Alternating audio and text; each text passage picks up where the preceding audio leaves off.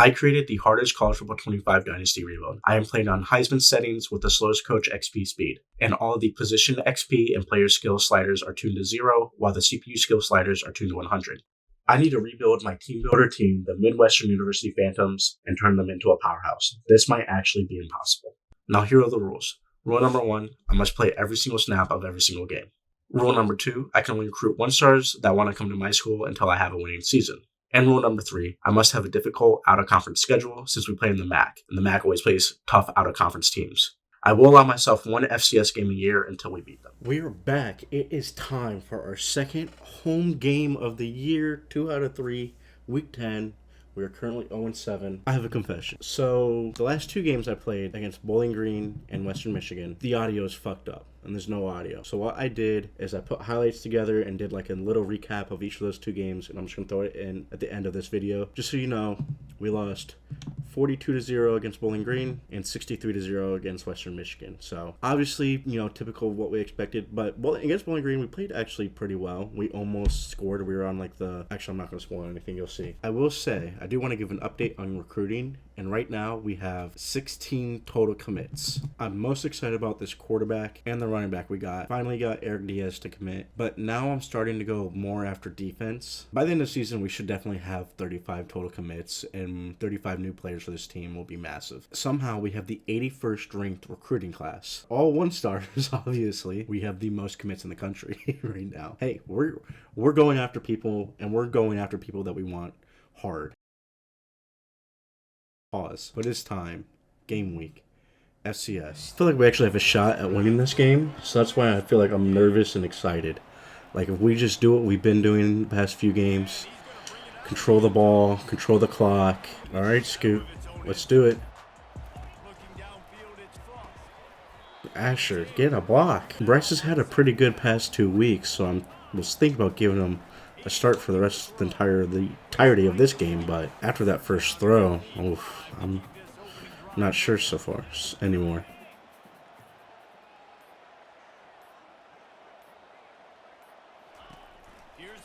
Come on, get a block. Good block, boys.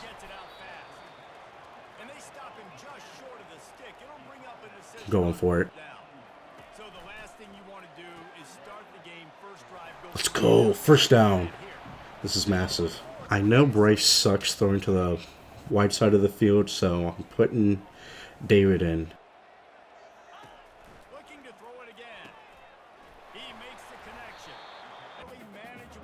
Hell no, I'm not throwing this to LJ.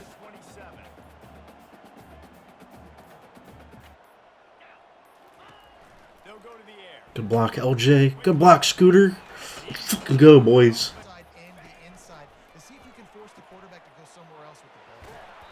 We're moving the ball, man. It's slow. It is slow, but we are moving the ball.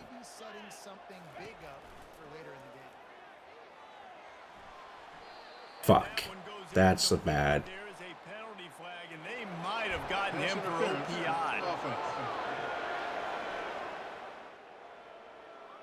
OPI? I mean, I guess that's better than intentional grounding. This is going to be rough. Oh, LJ, bro, get a block. No, this is like impossible now. Good catch, Asher. That's like one of our only passes downfield all year. Hold on, is David actually going to be able to throw the ball down the field? Go down. Oh, Asher, you have to bring that one in. Oh. Comes out throwing on first down. Oh, fuck. Yeah, that's kind of expected. Okay. All right, Dante. Quarterback to quarterback right there. I need some good blocks. Oh, not good enough.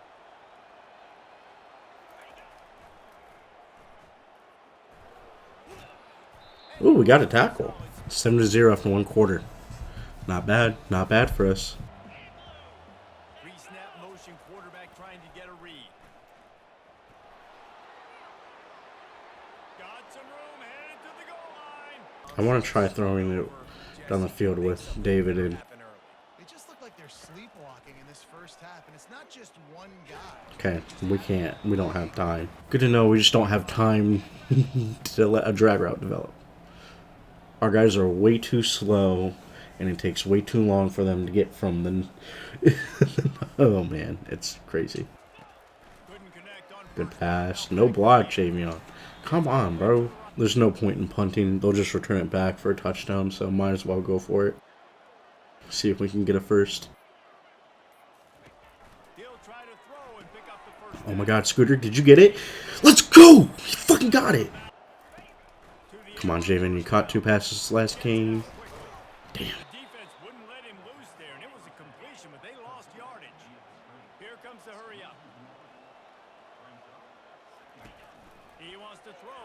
Alright, get out of bounds.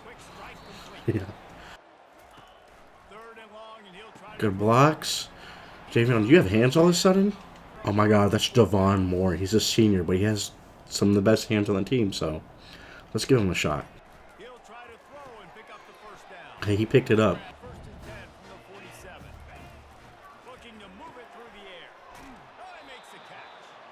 The reason I'm sticking to the short side of the field is that way I can get out of bounds.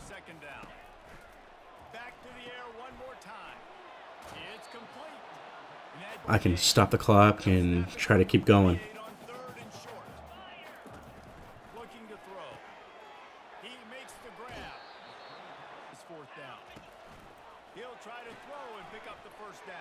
There you go, Javon. Get a block, Scoot. Okay, that's fine. Out of bounds, 3 yards. Good blocks, boys. Out of bounds, 3 more yards. Pick up the first. Way to get the first! I would like Asher to come back in so I can get him a touchdown because he deserves this touchdown. If we get there, fuck. Ooh, that's not good. Okay. Whoa, that clock went down. Man.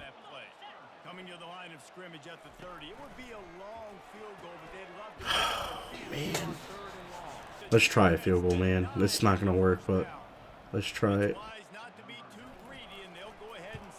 Damn it, man. Fuck. We just ran out of time. Come on, throw a block. Javon! Throw a block!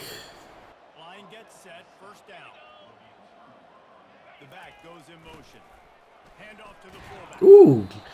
Okay. Okay, Chase. Good tackle. That wasn't Chase. That was John Decker with that 99 hit power. Good to see it.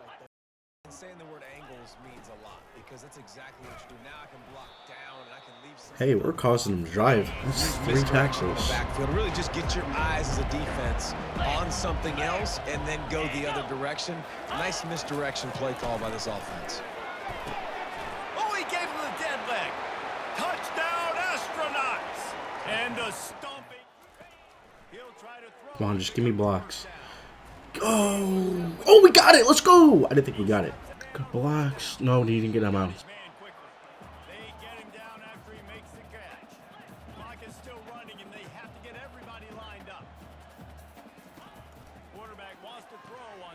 Oh, you need to get a block, man.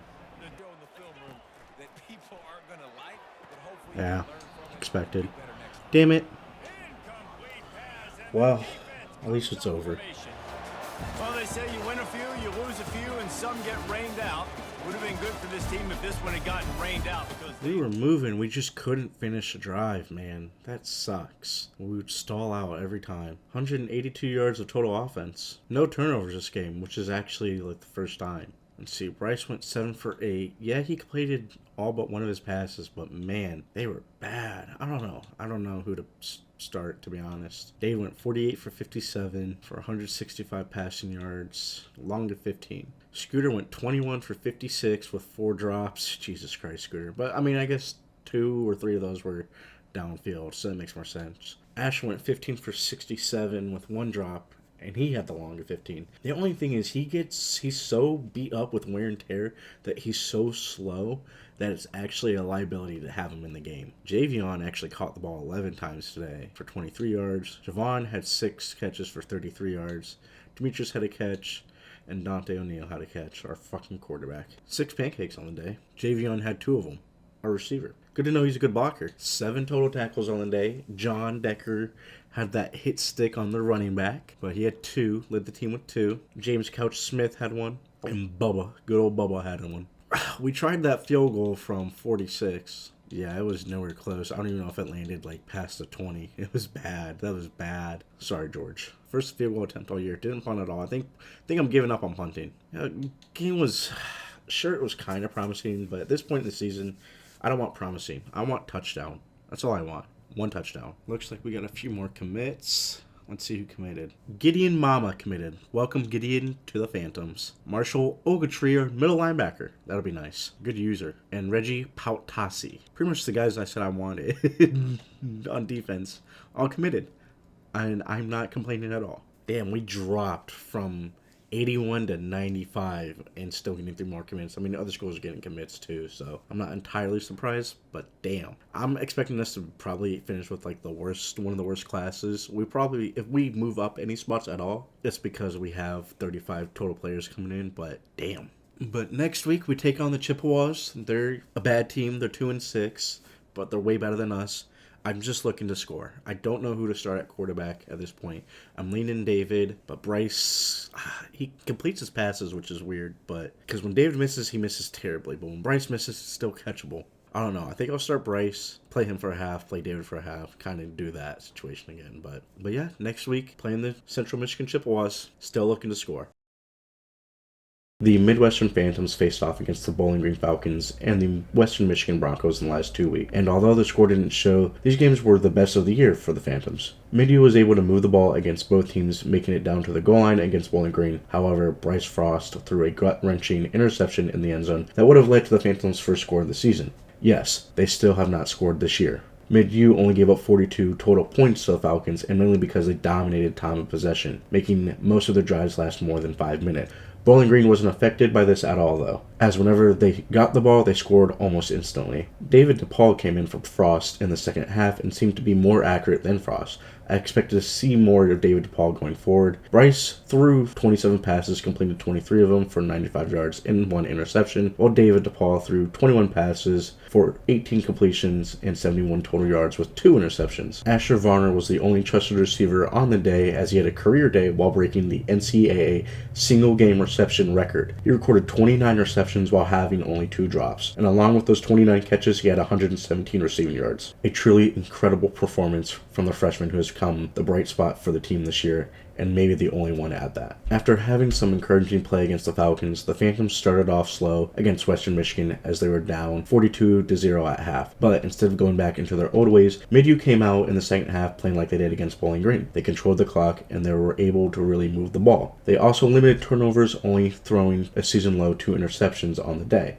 Once again, Bryce Frost and David DePaul played today. It seems that David DePaul has really taken over that backup spot from Xavier Jarvis, although he did seem to struggle a bit more today as he was pulled in the second half and Bryce Frost re-entered the game. Bryce threw 44 passes, completing 40 of them for 115 yards. He really seemed to put everything together for the first time all season, as this was the most accurate he had been in a game all season long. This was the vision that the Phantoms saw for him at the beginning of the year, so you must wonder if he will get to play an entire game for the first time in their upcoming game against FCS East. As for David, he may have taken over the backup spot, but after a solid showing against Bowling Green, he backed that up with a poor performance against the Broncos, as just about every pass he threw was either low or behind the receiver. Clearly, he was on a short leash, as he only threw 16 passes, completing 12 for 57 yards before he was pulled.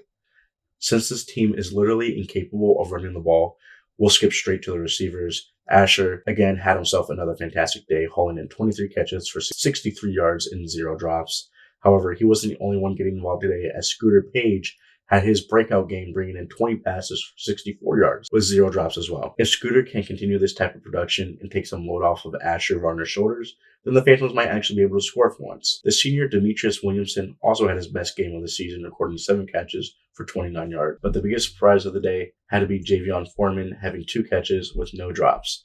He has struggled this season with drops to the point where If he is in the game, the quarterback won't look his way at all. The Midwestern Phantoms take on FCS East next, and you have to think if they can control the clock and put the ball in the end zone, they could win this game. Personally, I think winning would take a miracle, as this defense still cannot tackle, but scoring against FCS East might actually be possible for the Phantoms.